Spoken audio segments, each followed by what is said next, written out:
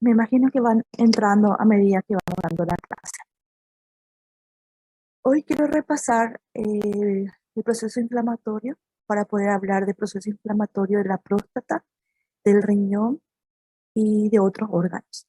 También quiero hablar de la hiperplasia prostática y si hay tiempo vamos a hablar de infarto porque tenemos láminas de infarto antiguo también. Entonces, por orden, vamos a hablar del proceso inflamatorio para poder entender el proceso inflamatorio. Eh, Después vamos a hablar de próstata, de hiperplasia prostática y por último vamos a hablar de infarto, que tenemos, son las láminas que tenemos, entonces siempre es necesario recordar en este caso.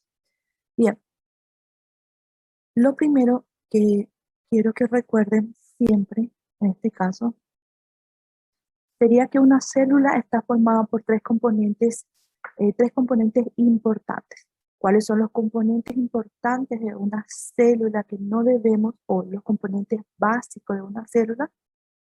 Marcar acá mi cursor. Bien, en este caso sería la membrana celular, ¿cierto? El núcleo y su citoplasma en este caso. Entonces, ¿cuál es el concepto que nosotros tenemos de la necrosis? El concepto de necrosis es muerte. La necrosis celular es la muerte celular. Para que yo diga que una célula está muerta, para que yo pueda observar en el microscopio óptico, ¿qué necesito observar entonces? Los cambios morfológicos. Para observar los cambios morfológicos, yo debo conocer las tres partes o los tres componentes básicos de una célula. Entonces decíamos que los tres componentes básicos es el citoplasma, la membrana, citoplasma y núcleo. Con relación a los cambios morfológicos a nivel de la membrana, ¿qué puede ocurrir? Miren aquí estos cambios que serían la presentación de las vesículas, ¿cierto? Las bullas o vesículas a nivel de la membrana. Posteriormente, esta se rompe.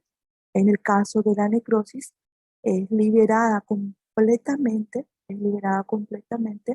El contenido que se encuentra dentro de la célula pasa al extracelular en este caso. Ustedes saben cuando ocurre un proceso de necrosis, en este caso, sí o sí va acompañado de un proceso inflamatorio, como ustedes pueden observar. Entonces, en el proceso, cuando ocurre la necrosis, sí o sí está acompañado de un proceso inflamatorio.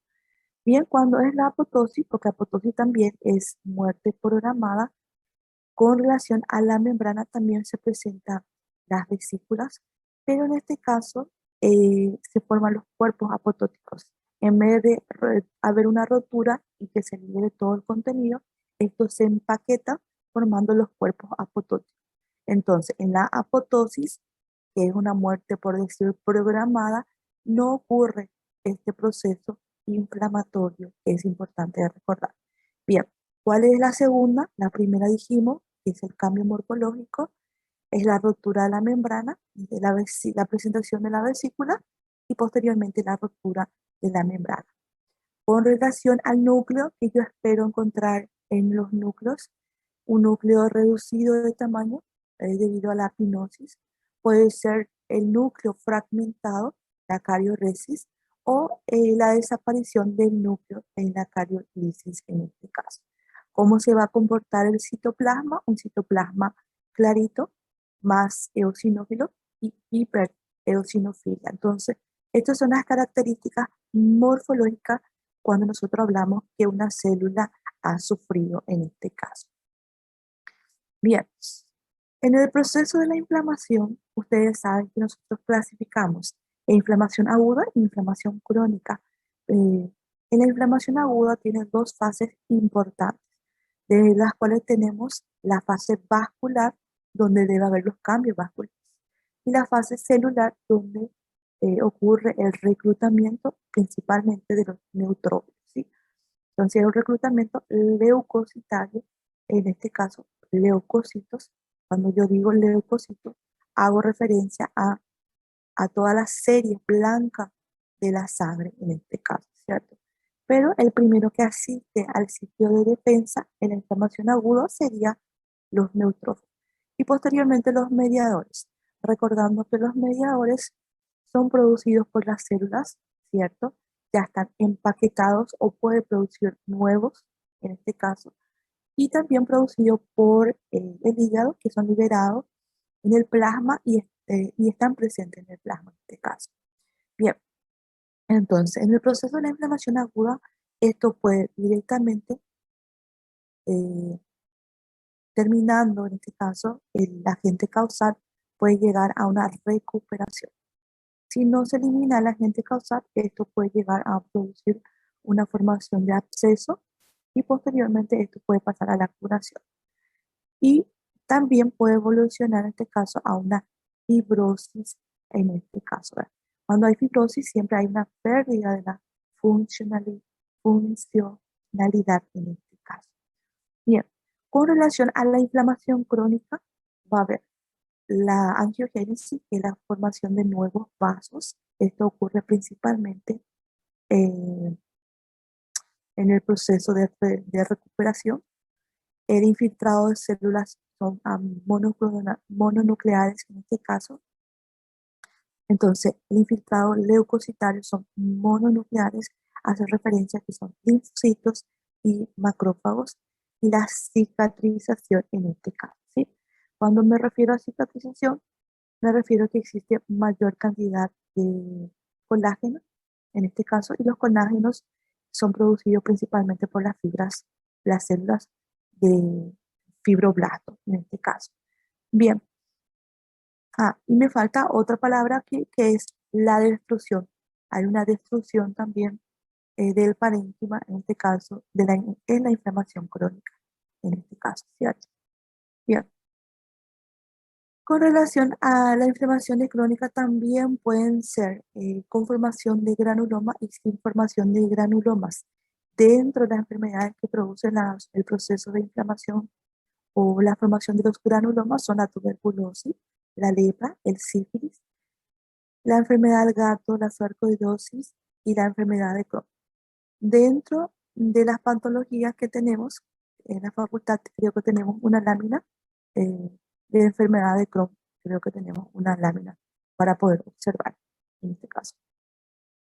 Bien, aquí quiero que se imaginen, en este caso, que estoy retirando una pequeña porción de este sector, es el área donde está dañada, donde hay un infarto. El infarto es eh, una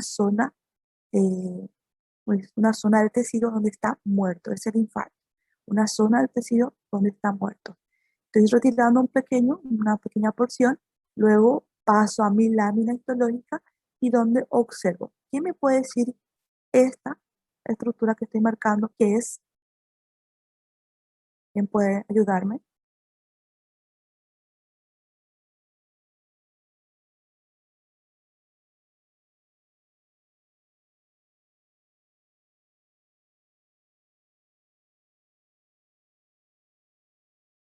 Señores, ¿no saben? Vamos a mirar el chat. Muy bien, el corpúsculo, cierto. Específicamente estoy marcando el glomérulo.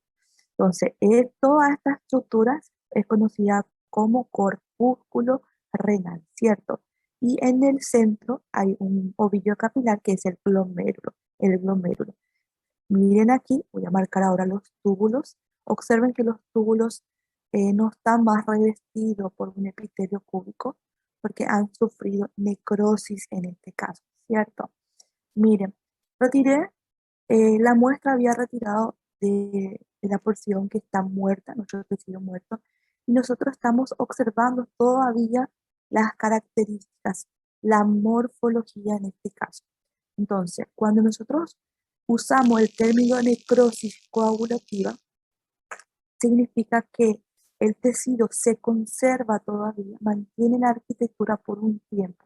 Eso es una necrosis coagulativa, ¿verdad? Y eso sí o sí debe salir en el examen. Entonces, cuando utilizamos el término de necrosis coagulativa, decimos que la estructura está conservada por un tiempo, ¿cierto? Algunos días en este caso, ¿sí?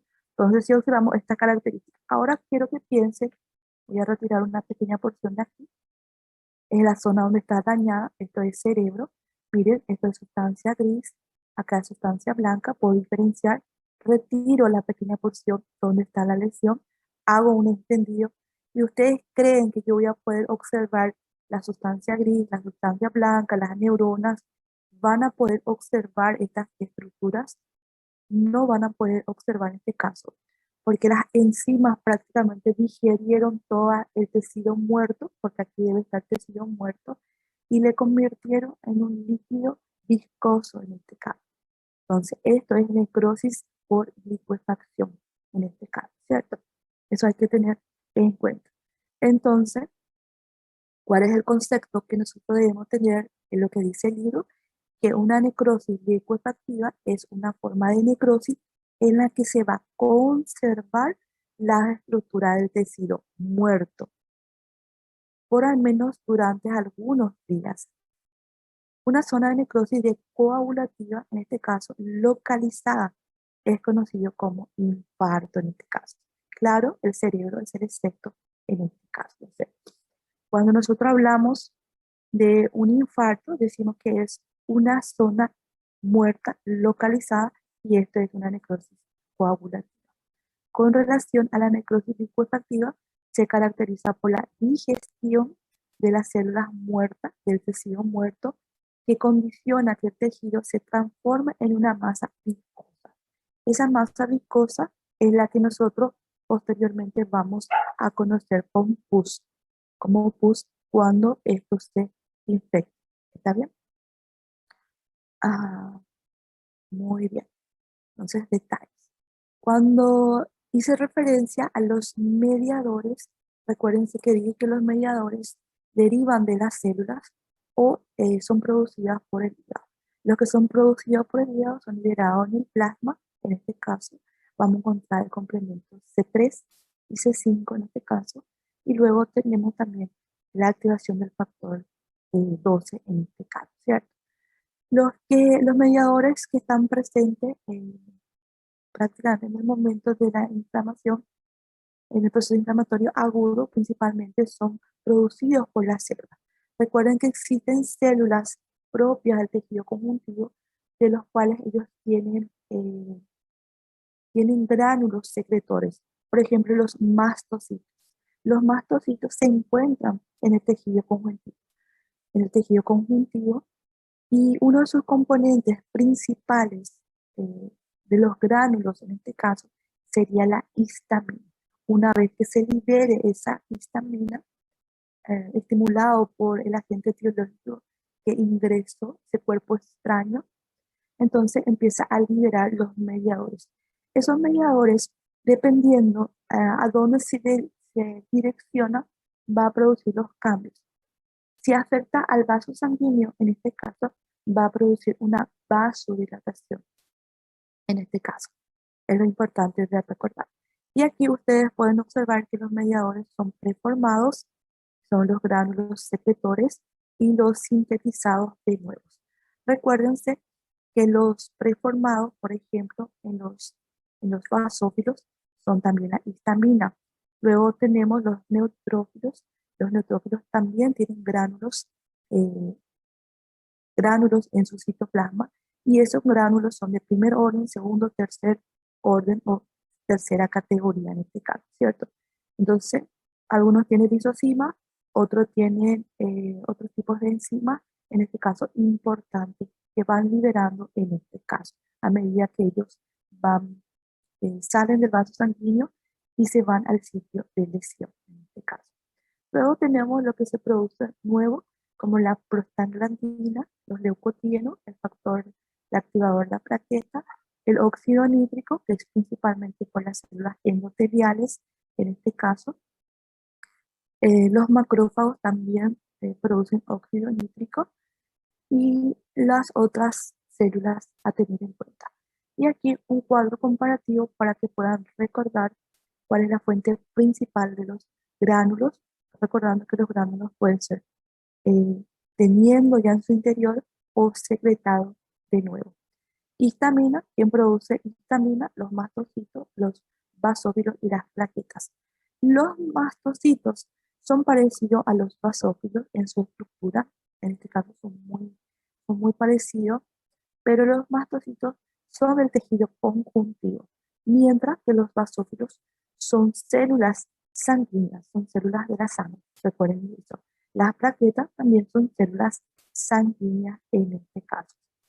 Bien, ¿qué van a producir cada uno de ellos? O mejor diciendo, el mediador químico que va a producir en este caso, que sería la histamina, vasodilatación. En este caso, las plaquetas producen serotonina, los mastocitos leucocitos, todos los leucocitos, los granulocitos y los no granulocitos van a producir la liberación de la prostaglandina, los leucotrienos también así, y cada uno va a aumentar tanto la serotonina como la prostaglandina. No, la serotonina da una vasodilatación, la prostaglandina da una vasodilatación, las quimiosinas en este caso van a producir la quimiotasis y la activación de los leucocitos en este caso.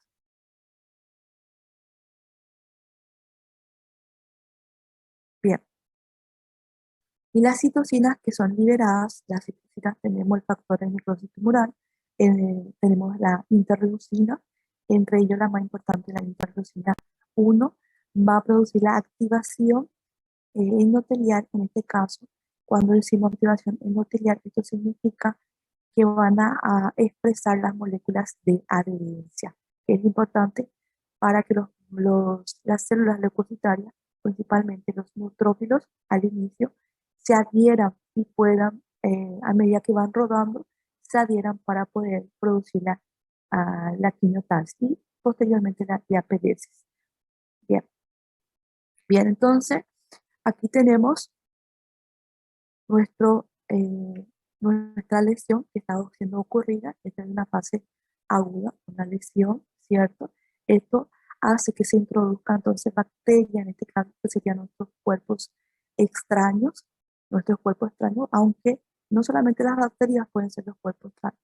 Las causas de inflamación pueden ser físicas, biológicas, en este caso, como las bacterias, y químicos también, como algunos venenos y algunas toxinas en este caso. Las radiaciones, el calor, el frío también pueden producir en este caso. Bien, entonces tenemos nuestro agente biológico. Al entrar nuestro agente biológico, existen células propias del tejido conjuntivo, vamos a decir que son los mastocitos. Estos mastocitos van a empezar ya a liberar sus mediadores. Uno de los mediadores que van a liberar a nivel del endotelio va a producir, a nivel del vaso sanguíneo, va a producir una vasodilatación en este caso, ¿cierto? Bien, entonces observen aquí el endotelio, es una célula aplanada en este caso, eso sí quiere significa que tiene que tener un núcleo, y observen estos espacios que estamos viendo son los poros.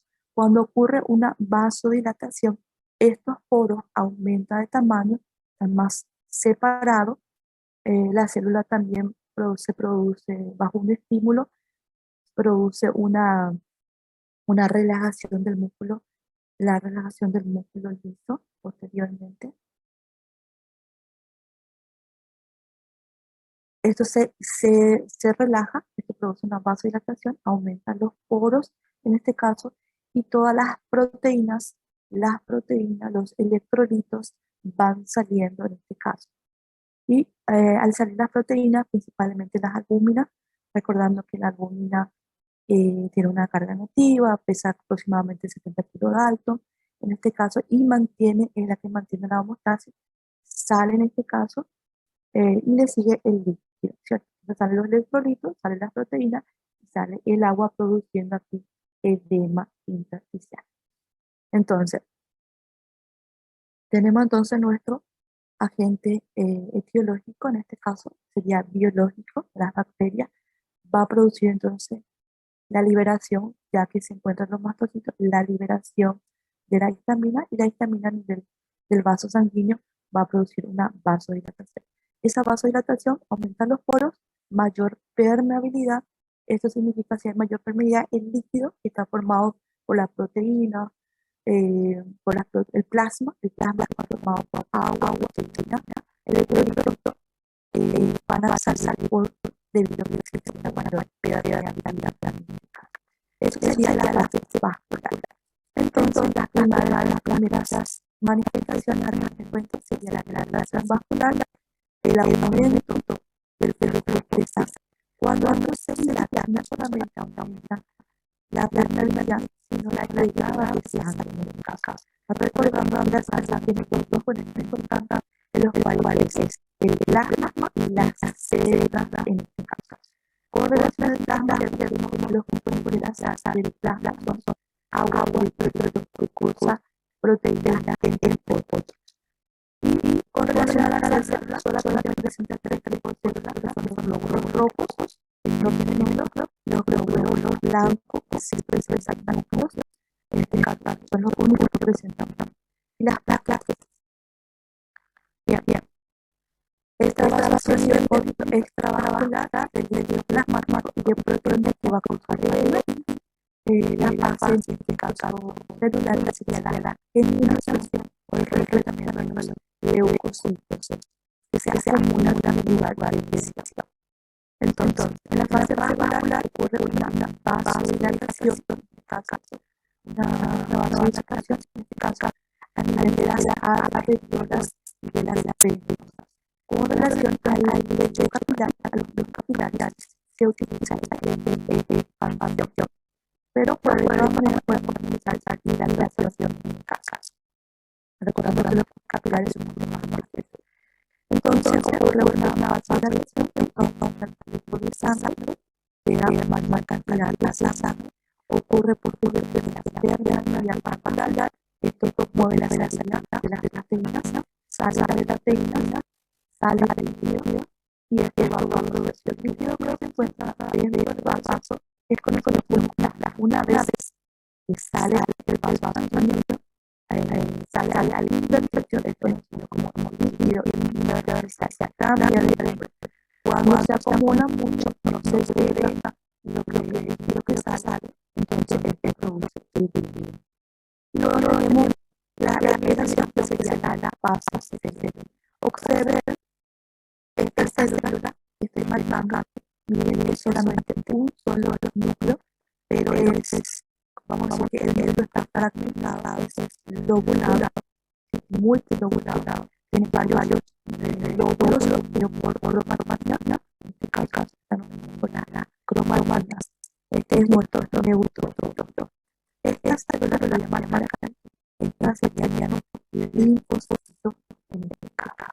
Entonces, sí debemos recordar las características morfológicas de cada célula de los leucocitos referentes para el proceso del aparato.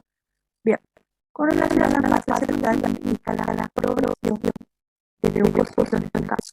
En las primeras 24 horas, los responsables de los neutrófilos ocurren pasadas 24 horas, principalmente a las 48 horas después, son reemplazados casi en su totalidad por los macrófagos. Recordando que los neutrófilos son células leucocitarias granulosas, esto significa que se sienten granulosos, entonces lisosomas en este caso. Bien. En este caso, la fase celular, recuerden que el grupo es axial, se abierto el grupo axial, en este caso, es central para recorrer los leucocitos. Ahí las células, las células en el medio, en el grupo axial. Entonces, a medida que ellos son estimulados, tienen receptores, esos receptores son captados o se unen, en este caso, a los mediadores que activan. Entonces, la quimiosina, en este caso, se adhiere a este receptor y entonces produce la quimiotaxis en este caso. Entonces, empieza a acercarse a la pared, en este caso, a la cámara de pared, y ya la deuda, posteriormente ya están activados las inteligencias también gracias a la quimiosina, son activados. Se adhiere a ellos, van rodando, acercándose más hasta producir la diabetes. La diabetes es el paso del sitio intravascular al sitio extravascular. Las células neurotrofitas se van al sitio donde existe la lesión en el caso. Bien, entonces nos recordamos el proceso inflamatorio, las fases principalmente, fase vascular, fase celular. Entonces aquí vamos a tratar de entender más. Miren, voy a marcar toda esta estructura, voy a marcar esto es alveolo. Entonces, si yo digo alveolo, significa que es pulmón. Tengo entonces un alveolo, dos alveolos, tres alveolos, cuatro alveolos. Bien, y estos alveolos están separados por un intersticio. Aquí el intersticio es muy pequeño. El intersticio está formado por tejido conjuntivo. Cuando digo tejido conjuntivo, eso significa que yo voy a encontrar vasos sanguíneos, en este caso, voy a encontrar vasos sanguíneos, voy a encontrar fibroblastos, fibras de las cascas, en este caso. Pero recordando que con la leucina, la fibra elástica es muy difícil de observar.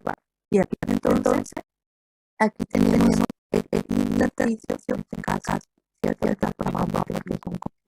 Son los alveolos. En la primera fase, la fase C, la fase vascular, va a ocurrir una congestión de una metástasis, una vasodilatación. Esa vasodilatación va a haber la de sangre produciendo entonces una congestión vascular. Bien. Observen entonces en el intersticio, también vamos a marcar alveolos. Observen cómo los vasos se encuentran en el intersticio están dilatados, están cargados en cada caso con mayor cantidad de sangre. Entonces, eso es la fase de la congestión vascular, en este caso. Posteriormente, recuerden el líquido, como existe una mayor permeabilidad del líquido, sale del vaso al intersticio, y los glóbulos, las células en este caso quedan más compactadas, no se quedan diluidas, produciendo en el caso una estasis posteriormente. La siguiente fase corresponde a la fase celular. La fase celular es el inflamatorio. Observen cómo las células inflamatorias se encuentran en el caso en el alveolo.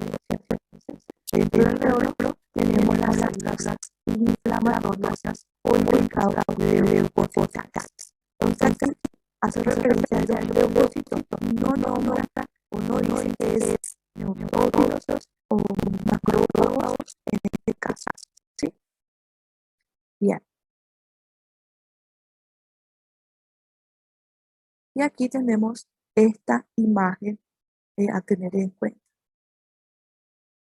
Entonces, cuando tenga usted una lámina y se le diga qué tipo de proceso es, recuérdense que nosotros estudiamos dos tipos de procesos importantes. Uno es el proceso inflamatorio y el otro el proceso neoplásico. Dentro del proceso neoplásico también hay un infiltrado inflamatorio, va a depender del órgano, pero en el proceso solamente inflamatorio las células son normales, ¿cierto? El tejido es normal en este caso. Bien, entonces aquí debemos primero, al tener una lámina, tratar con nuestro objetivo rojo es identificar. En esta lámina específicamente, es una lámina de latas, hace referencia, esto es pulmón, es alveolo. Pero realmente me gustaría rastrear todo, buscar los bronquios, los bronquiolos, para tener esa seguridad, buscar sitios donde realmente puedan ver mis alveolos limpios. Sin embargo, aquí, a donde digo número 1, número 2, número 3, en este caso, son los más limpios y puedo realmente delimitar bien mis alveolos. La mayoría ya están totalmente cargados.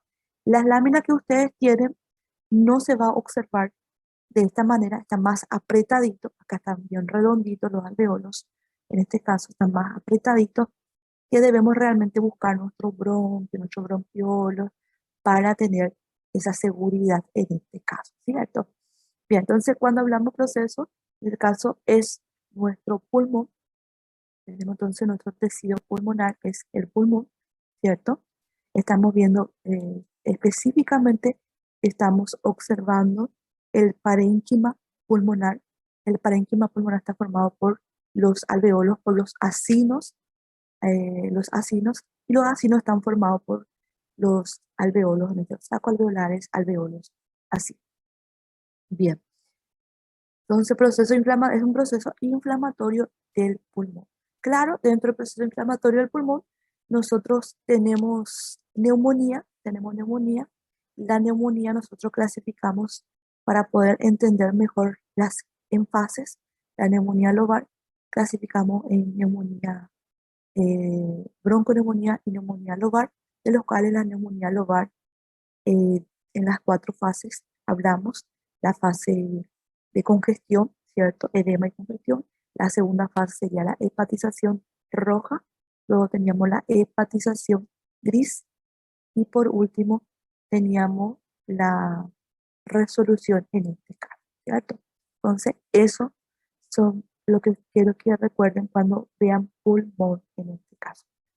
Bueno, con relación a, bien, bien, en la crónica, bien, con relación en la crónica, eh, aquí voy a tomar como ejemplo el riñoncito. Entonces, ustedes están observando. Ahora voy a hablar de inflamación crónica, ¿sí? Tenemos lámina de inflamación crónica y específicamente tenemos del riñón en este caso. Bien, con relación a la inflamación crónica dijimos que deberían haber angiogénesis, que son los nuevos vasos que son producidos por las angiogénesis. Dijimos que tiene que haber fibrosis, destrucción en este caso, del parénquima, destrucción del parénquima y infiltrado inflamatorio. Pero primero debemos recordar la estructura de nuestro órgano. Entonces aquí le marqué toda esta estructura, toda la estructura, bueno, la estructura completa le marqué. Esto es nuestro nefrón. ¿Cómo estaba formado nuestro nefrón o nuestra nefrona? Estaba formado por el corpúsculo renal, y estaba formado por los túbulos. Los túbulos son proximales a Helen, distales en este caso, ¿cierto? Recuerden que los colectores, varias nefronas, termina en un colector en este caso. Con relación al corpúsculo, ¿cómo estaba formado el corpúsculo? Voy a marcar aquí mi cápsula de Bowman, ¿cierto? Estoy marcando la cápsula de Bowman. El corpúsculo tiene tres componentes: cápsula de Bowman, espacio de Bowman y glomérulo. Esas son las tres partes importantes de mi corpúsculo. Tiene un polo vascular donde entra la arteria aferente, da varias vueltas, algunos lo dicen que se ramifica y sale como arteria aferente. Tiene un polo urinario donde inicia prácticamente un epitelio. Ese polo va a iniciar con un epitelio, en este caso cuboide, que sería la característica de nuestro túbulo en este caso. Entonces tenemos dos tipos de epitelio: el cúbico, y en este caso epitelio cúbico, y un epitelio plano. ¿Dónde vamos a encontrar el epitelio plano? Aquí, donde voy marcando. A nivel de la asa de Helen, la parte más fina, vamos a encontrar el epitelio, en este caso plano. ¿Qué es su contenido? ¿Qué tiene que haber aquí? El ultrafiltrado. Aquí tiene que haber el ultrafiltrado en este caso. Bien. Lo mismo, nuestro riñoncito, esto es macroscópico, para diferenciar la corteza, estoy marcando la corteza, y la médula. Con relación a la médula, tiene la forma de una pirámide de base superior, de vértice inferior, y el vértice termina a nivel de la papila, termina el vértice a nivel de la papila, y esto se abre en los cálices menores. Posteriormente, los cálices menores se juntan para formar el cálice mayor, y de ahí la pelvis renal en este caso. El término pielonefritis significa que hay una afectación. Nefritis hace referencia al tejido, al parénquima renal, y pielo significa a la pelvis renal. Entonces, cuando digo pielonefritis, hago referencia en este caso que la afectación es en los dos sitios. En este caso. Entonces, lo mismo, tengo aquí mi nefrona, mi corpúsculo, la nefrona, para que ustedes puedan observar. Observen aquí cómo debería estar normal Si hago un corte a este nivel, en este caso, de los túbulos, miren cómo voy a observar los túbulos. Los túbulos están separados todo alrededor, es el tejido, en este caso del sostén, ¿cierto? El intersticio en este caso. ¿Y que tengo que ver? Vasos sanguíneos. Observen cómo yo tiene los vasos cortos o vasos rectos, en este caso, alrededor de cada túbulo, en este caso. Entonces, aquí podemos ver los túbulos separaditos, bien lindos, con rellenado por el epitelio, cubierto por el epitelio cúbico en este caso. Los más pequeñitos serían el epitelio plano y sería a este nivel, al nivel de la asa de Henle. Entonces, esa es la diferencia que yo tengo que tener. Todo alrededor sería un intersticio, que es un tejido conjuntivo. Es un tejido conjuntivo, esto significa que tengo que haber fibroblastos, fibra de colágeno, ¿cierto? Tiene que haber vasos sanguíneos, como demuestra este esquema. Bien. Y aquí es la forma que yo voy a observar mi nefrona, la forma que yo voy a observar mi corpúsculo. Entonces marco mi glomérulo, marco mi espacio, marco mi cápsula de Bowman y en conjunto es mi corpúsculo renal. Este sería el polo vascular y el polo urinario me cuesta un poco más de diferencia. Bien, entonces en esta lámina, si ustedes me pueden decir, si pueden ubicar el el glomérulo, en este caso, o el corpúsculo renal. ¿Quién puede ayudarme, señores?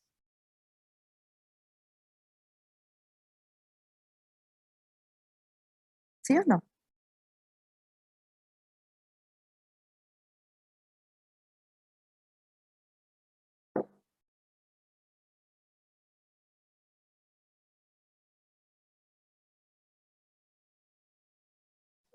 Tá mudo, profe. Pues pueden observar el glomérulo en esta imagen y los túbulos que le había mencionado, ¿sí o no? En esta imagen se puede observar los glomérulos y los túbulos renales. Solamente necesito que digan sí o Sí, no. profe. Entonces voy a marcar lo primero, voy a marcar aquí esta estructura, sería mi corpúsculo. Repasamos que era un corpúsculo, ¿cierto? Estaba formado por mi glomérulo, el espacio de Bowman no puedo apreciar, pero está bien delimitado. Entonces, esto sería mi cápsula. Entonces, puedo delimitar. Y luego voy a marcar, voy a elegir una más linda, elegir esta que me parece que todavía los túbulos están cubiertos por el epitelio. Observen, esta sería más o menos, y aquí, que deberían haber más, han desaparecido. Miren aquí voy a marcar, acá parece que está el epitelio todavía en algunas partes, pero ya están desapareciendo en este caso. Cuando nosotros hablamos de en este caso, cuando decimos nefritis, hace referencia a que la afectación en el parénquima renal, ¿cierto? Cuando decimos pielonefritis, sabemos que la afectación también es a nivel de la pelvis renal en este caso. Observen entonces, vamos a buscar las características con relación a nuestros túbulos. Se han perdido el epitelio. ¿Qué pasó con el epitelio? Ha sufrido una necrosis, en este caso una necrosis celular. ¿Qué era necrosis celular? Era muerte celular. Las células van a formarse, unen para formar una estructura y posteriormente las estructuras van a formar el tejido, en este caso, ¿cierto? Entonces, se ha producido una necrosis celular, que es la muerte de la célula, entonces yo espero ver los cambios morfológicos. Entonces, ¿cuáles serían los cambios morfológicos? Si yo marco esta célula que está aquí, prácticamente no comparando con esta célula puedo ver todavía el citoplasma, puedo ver el núcleo, el citoplasma, el núcleo y puedo delimitar, pero la que está al lado prácticamente veo fragmento de esta célula. Esto significa que la membrana ya se liberó en este caso, ¿cierto? ¿Qué voy a buscar? Puedo buscar células que estén todavía en condiciones, pero los núcleos han desaparecido. Entonces puedo ver varias estructuras. ¿Sí? Tengo que ver los cambios morfológicos de cada una de ellas. En este caso hay un daño, eh, una lesión, en este caso, esta lesión ya hay desaparición del tejido en este caso, ¿sí? Hay desaparición en este caso del tejido en ciertas partes. Estos posteriormente van a ser reemplazados por un tejido cicatrizado. Bien, tenemos aquí los puntitos rojos, todos estos puntitos rojos, no me parece que es, no me parece que es a nivel de un vaso sanguíneo, no me parece un vaso sanguíneo dilatado. Entonces, si no está dentro, los glóbulos rojos no se encuentran dentro de un vaso, se encuentran en el intersticio, esto significa hemorragia. Entonces aquí hay hemorragia, aquí tenemos infiltrado inflamatorio. Entonces, el proceso crónico, en este también produce también una vasodilatación, también produce, pero menos vemos en este caso, en este proceso, vemos más vasos sanguíneos en este caso. Infiltrado inflamatorio suele ser eh, mm, por células linfocíticas en su mayoría. Bien, ahí marco el glomérulo, mis túbulos, la lesión tubular, en este caso, la hemorragia y el infiltrado inflamatorio que tengo que buscar. Bien, pero con relación al riñón tiene algunas características propias. En esto, las características propias cuando vamos a hablar de crónico, tiene un término utilizado que sería la tiroidización. Voy a marcar acá, tiroidización. Entonces, ¿qué nosotros buscamos la tiroidización? ¿Qué es la tiroidización? La tiroidización es cuando los túbulos se dilatan, presentan un epitelio aplanado. Recuérdense que los túbulos tienen un epitelio cúbico, se dilatan ellos, el epitelio ya queda aplanado y tenemos estas estructuras eosinófilas en este caso, que nos hacen recordar como si fueran los coloides de la tiroide. Entonces, por eso el término es tiroidización. Entonces, algunos túbulos van a estar atrofiados, pero lo que no importa es, en este caso, que llama mucho la atención, serían los dilatados. Con relación a los dilatados, los túbulos dilatados van a presentar el epitelio aplanado, pueden estar llenos de cilíndricos coloides, conocido como tiroidización, porque se asemeja al coloide de la tiroide en este caso. Entonces, nosotros vemos ya pérdida del tejido, en este caso, tratan de haber o hay una atrofia, o hay una hipertrofia, o hay una dilatación en este caso de los túbulos. Preferentemente buscamos la tiroidización en este caso y el infiltrado inflamatorio a tener en cuenta. Entonces, marco todas las estructuras que son mis colores. Bien. Bien, esto es pulmón también, con relación a la crónica. Otro ejemplo de crónico, no sé si tenemos en la lámina de la facultad, creo que pielonefritis crónica sí tenemos. Entonces, pielonefritis crónica nosotros tenemos que agarrar la lámina, colocar nuestro objetivo 4, en este caso, observar, buscar las características, nuestros glomérulos, nuestros túbulos. Recuérdense que los túbulos no van a estar con las características perfectas así, porque no es histología, es anatopatología. Entonces vamos a tratar de buscar las estructuras en la crónica. No vamos a encontrar mucho, algunos ya han desaparecido, vamos a encontrar fibrosis, ¿cierto? El infiltrado inflamatorio, en este caso, para nosotros el infiltrado inflamatorio, claro, si pasamos con nuestro objetivo amarillo y posteriormente con el azul, puedo ver las características de mis leucocitos y a partir de ahí puedo decir si son linfocitos o macrófagos. En este caso, claro, si hay fibrosis, si hay nuevos vasos, en este caso, y no hay mucho tejido, claro que tiene que ser pensar el linfocito, ¿cierto? De esas características a tener en cuenta. Bien, y buscamos la tiroidización. Entonces, podemos ver en este caso, en una pielonefritis crónica, la tiroidización en este caso. Bien. Pulmón. Con relación al pulmón, ya habíamos mencionado, afecta el parénquima. Cuando hablamos de parénquima pulmonar, hablamos de los acinos pulmonares, y ese acino está formado por el bronquiolo terminal, ¿cierto? Luego continúa con el respiratorio, los sacos alveolares y los alveolos. Este es un asino en este caso, ¿cierto? En la inflamación pulmonar crónica, nosotros podemos observar la formación de los granulomas. Entonces, miren aquí, ese infiltrado inflamatorio, ¿cómo se encuentra? Se encuentra de forma redondita, ¿cierto? Tiene un aspecto así redondo, formando un granuloma en este caso. Bien, entonces, ¿qué nosotros vamos a buscar en una inflamación pulmonar crónica? Primero, el tejido. Miren aquí estos espacios que voy a marcar, estos espacios son los alveolos en este caso. Los alveolos deberían estar uno cerca del otro, ¿recuerdan? El intersticio debería ser pequeño. Observen cómo el intersticio es bien grande, bien grande. Hay mucha fibrosis.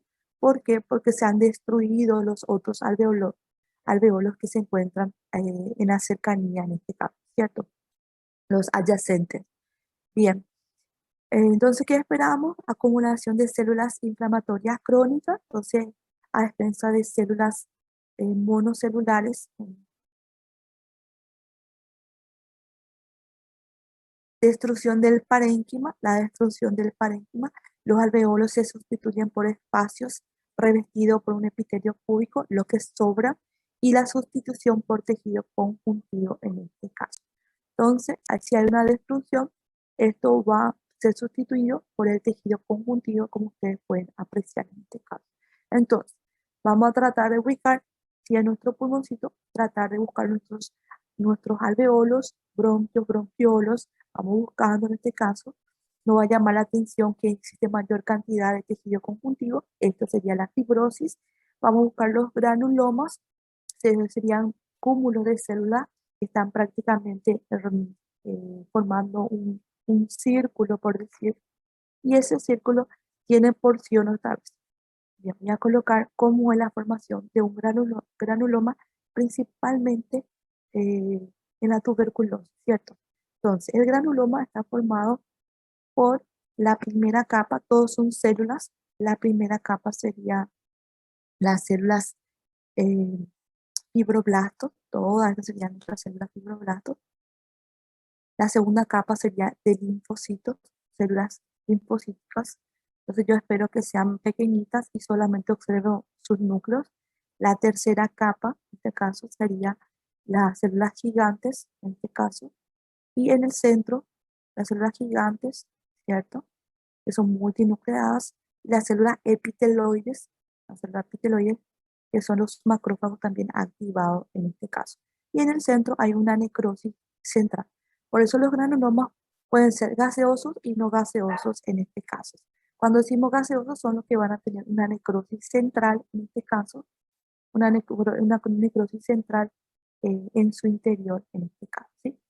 Y aquí prácticamente esta no da para delimitar bien, pero voy a tratar de delimitar. Esto sería entonces el granuloma y esto es lo que yo tengo que tratar de encontrar aquí, ¿cierto? Bueno, la parte central, si esto es debido a la tuberculosis, debería encontrar en la parte central, en este caso mi necrosis central. Bien. Otro detalle importante que deben reconocer es que existen dos tipos de la vía clásica, ¿cierto? En la vía clásica, que son los macrófagos que eh, participan, en este caso, de la inflamación, todo lo que van a llegar a fagocitar. Entonces, la intención de ellos es fagocitar, fagocitar. Entonces, va destruyendo todas las estructuras, los detritus, el agente etiológico que causó, si es bacteria, van destruyendo las bacterias, todos los microorganismos que se encuentran y las células muertas, muertas, los detritus, entre otros. Los macrófagos, sin embargo, los macrófagos activados por la vía alternativa, que sería el M2, prácticamente le dice al macrófago tipo 1, bueno, vamos para allá, lo que vos está produciendo estas interleucinas y quimiosinas está dañando también a las células. Vamos a empezar a liberar citocinas antiinflamatorias para poder aplacar ya esto y empezar el proceso de reparación en este caso. Entonces, eso sería la diferencia del macrófago tipo 1 y tipo 2. Entonces, macrófago tenemos dos tipos de macrófagos. Los macrófagos que se activan por la vía clásica, ellos son los primeros que van al sitio, se van al sitio para poder producir la fagocitosis en este caso. Y los macrófagos tipo 2 son los que van a liberar los mediadores antiinflamatorios para empezar la reparación. Entre ellos, posteriormente liberan para producir la angiogénesis principalmente en este caso, ¿sí? Bien, entonces, por un lado, tenemos esto.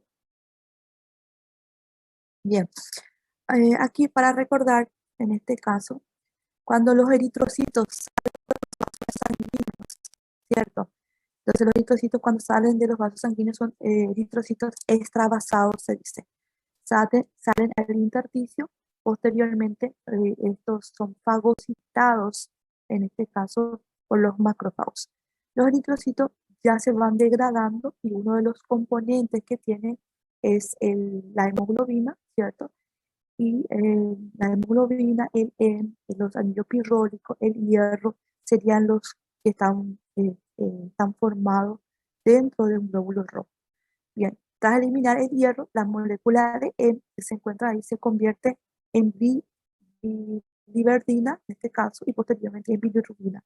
Bien, cuando esto se incorpora a la ferritina, se convierte finalmente a la hemosiderina. Entonces, cuando nosotros hablamos macrófagos cargados de hemosiderina, es prácticamente decir que los macrófagos tienen hierro en su interior, de una forma más simple, es decir, en este caso, ¿sí? Entonces el hierro liberado del el hierro se incorpora a la ferritina y al final esto se considera como pigmento de hemosiderina en este caso. Con relación a los macrófagos cargados de, de hierro, de hemosiderina en este caso, en la insuficiencia cardíaca, en el edema en este caso, en el edema pulmonar en este caso, son macrófagos de la insuficiencia cardíaca, son nombrados como macrófagos de la insuficiencia cardíaca. Entonces, esos detalles hay que tener en cuenta. Bien. Entonces, hablamos de proceso inflamatorio agudo, proceso inflamatorio crónico y dependiendo del órgano, algunas estructuras se le agregan más. Con relación al riñón, tenemos que buscar la tiroidización, ¿cierto? Entonces, ¿qué buscamos? Buscamos destrucción, en este caso del parénquima, buscamos fibrosis, buscamos infiltrado inflamatorio y buscamos angiogénesis. Mayor cantidad de vasos presentes se encuentran en ese sector. Con relación al infiltrado inflamatorio, debemos recordar que tenemos que eh, pensar que son principalmente por los linfocitos. Bien. ¿Quieren hacer alguna pregunta?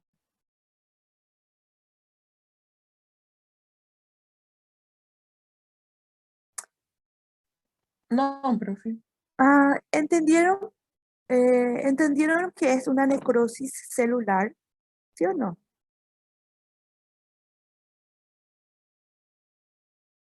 Recuérdense, necrosis celular es la muerte de la célula. ¿Qué voy a buscar en la muerte de la célula? Los cambios morfológicos de una célula. ¿Cuáles son los cambios morfológicos con relación a los tres componentes básicos? A nivel del núcleo, a nivel del citoplasma, a nivel de la membrana, en este caso, ¿sí? Eso es lo que yo voy a buscar en este caso. Muy bien. ¿Y qué es? Pueden diferenciar ahora una diferencia de una necrosis coagulativa y una necrosis licuefactiva. ¿Sí o no? Mientras que busco mi segundo slide.